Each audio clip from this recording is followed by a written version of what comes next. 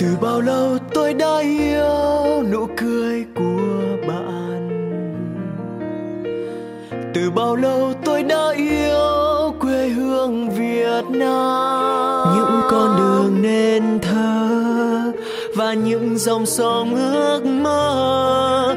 Từ trái tim xin một lời, tôi yêu Việt Nam, tôi yêu Việt Nam.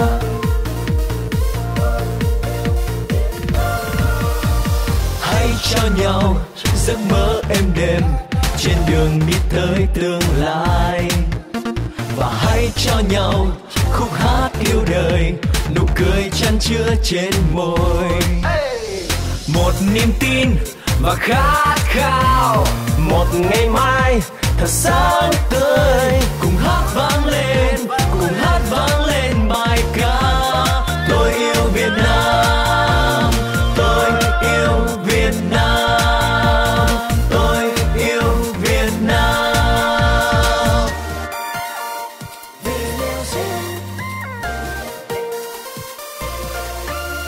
Cuộc sống xung quanh ta lướt bên nhau với lời ca, lướt bên nhau cùng trao nhau những trang hoa. Tôi và bạn trên đất nước Việt Nam với 1.000 ngôi sao sáng.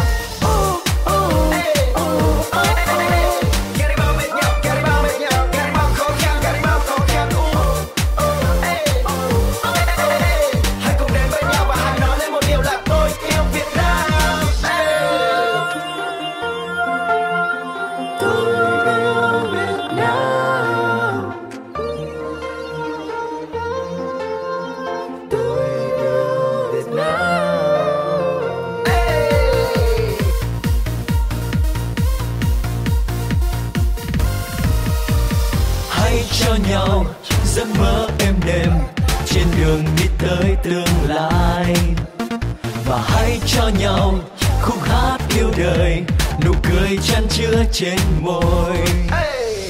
Một niềm tin và khát khao, một ngày mai thật sáng tươi. Cùng hát vang lên, cùng hát vang lên bài ca.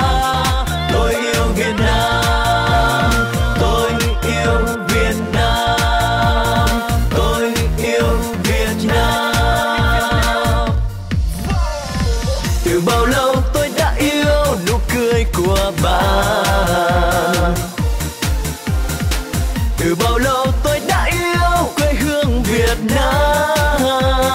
Những con đường nên thơ và những dòng sông ước mơ. Từ trái tim xin một lời, tôi yêu Việt Nam, tôi yêu Việt Nam, tôi yêu Việt Nam. Từ bao lâu tôi đã yêu nụ cười của bạn. Từ bao lâu tôi đã yêu quê hương Việt Nam. Những con đường nên thơ và những dòng sông ước mơ. Từ trái tim xin một lời, tôi yêu Việt Nam, tôi yêu Việt Nam, tôi